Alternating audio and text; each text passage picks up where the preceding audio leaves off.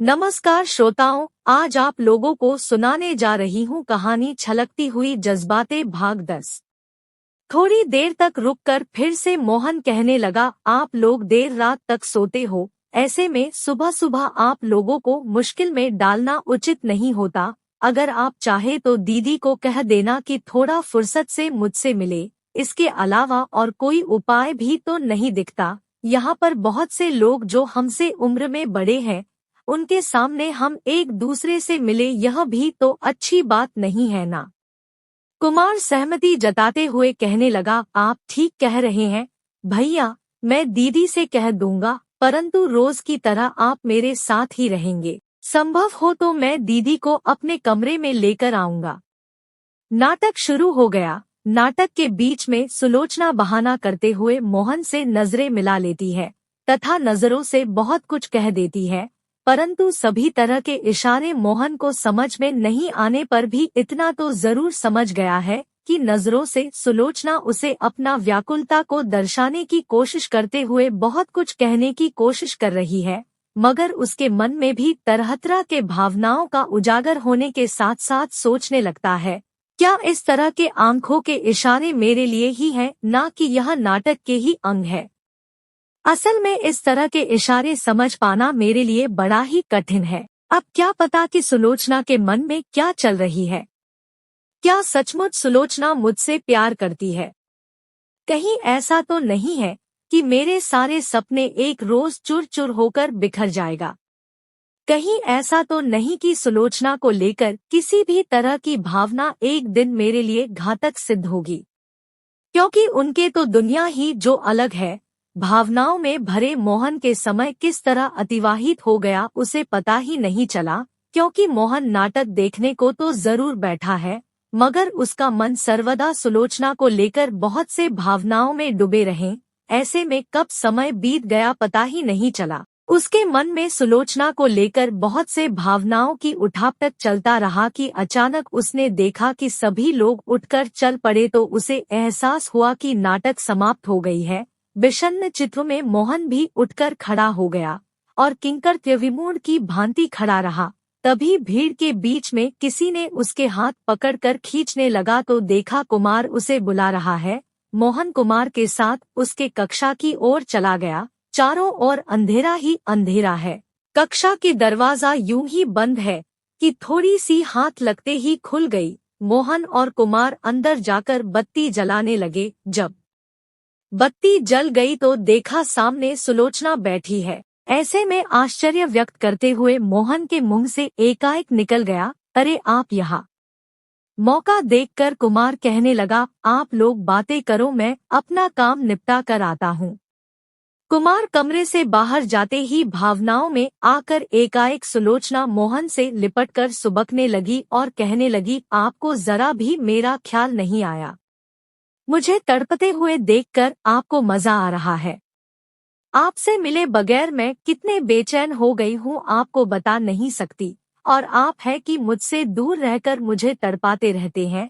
यह 2-3 दिन मैं कैसे बिताई हूँ आपको समझा नहीं सकती। मोहन भावनाओं में आकर कुछ कह नहीं सका, केवल चुपचाप रहकर उसे सहलाते हुए सांत्वना देने लगा। फिर धीरे धीरे उसके चेहरे को ऊपर उठाते हुए कहने लगा, ऐसा नहीं कहते, इस तरह मत रो, मेरी तरफ देखो, तुमसे मिले बिना मुझे भी अच्छा नहीं लगा। मैं भी बहुत उदास रहा, परंतु अपनी मन की बात किसे कहते। तभी सुलोचना के आंसू को अपने हाथों से पोंछते हुए मोहन कहने लगा, अब और नहीं रोते, कोई आ जाएगा तो क्या कहेगा। तभी सुलोचना कहती है, ठीक है, मैं नहीं रोती, परंतु आप मुझसे रोज मिलेंगे ना?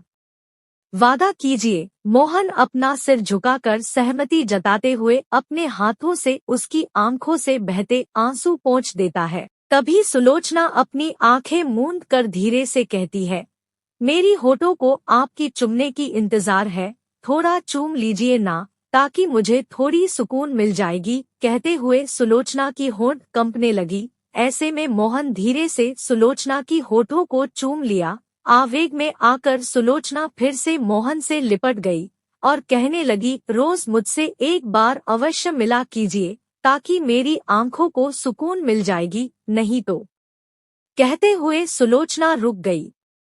दोनों के बीच बातों का सिलसिला चल ही रही थी कि तभी वहां कुमार पहुंच गया और कहने लगा, दीदी जल्द चलिए, आपको आपके कक्षा में छोड़कर आता हूँ। सुलोचना कुमार के साथ चली गई। मोहन वहीं रह गया और सुलोचना को लेकर भावनाओं में बहकने लगा।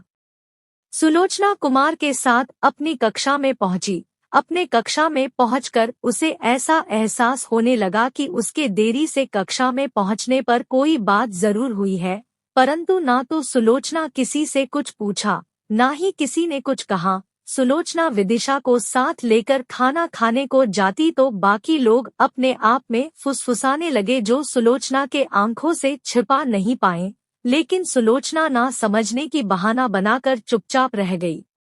सुलोचना खाना खाकर अपनी कक्षा में आकर सो गई, मगर नींद नहीं आई। तरह तरह की भावनाओं में बहकर पूरी रात गुजर देती है। अगले दिन सुबह रोज की तरह उठकर सुलोचना अपने काम में व्यस्त हो गई।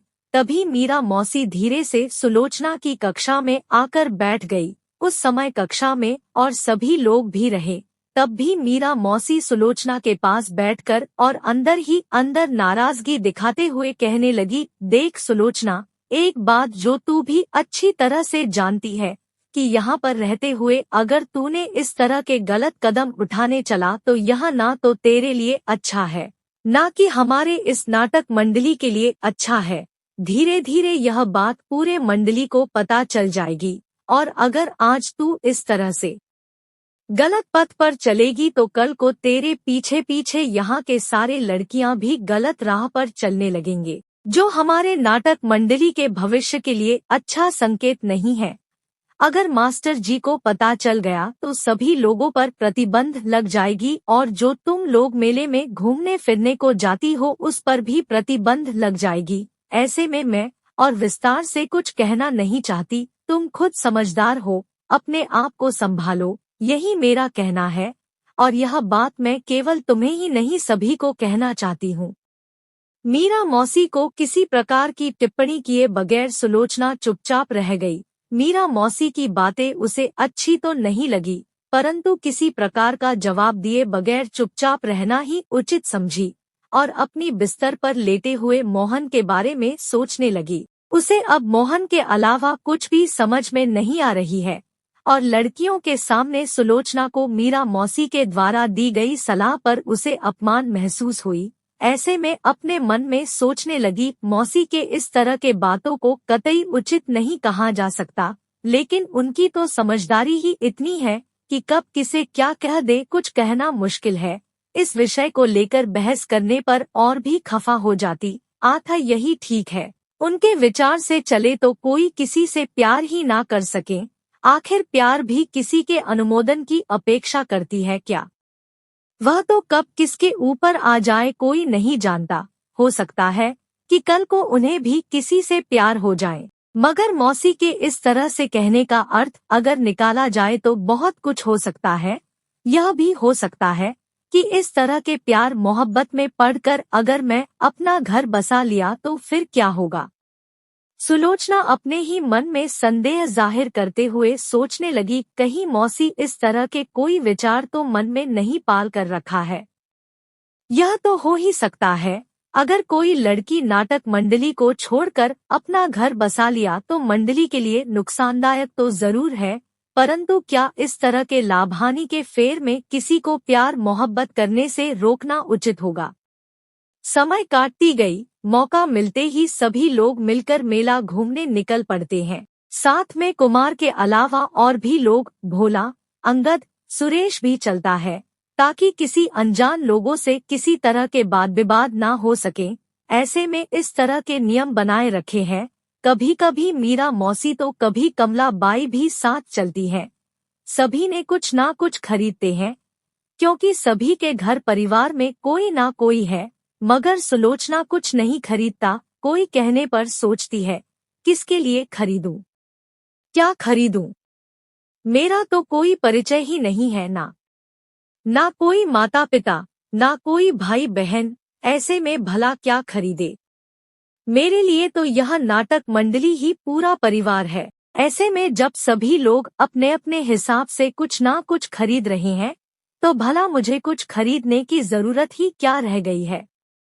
उनके तो खुद के भी परिवार है, परंतु मेरी तो कोई भी नहीं है।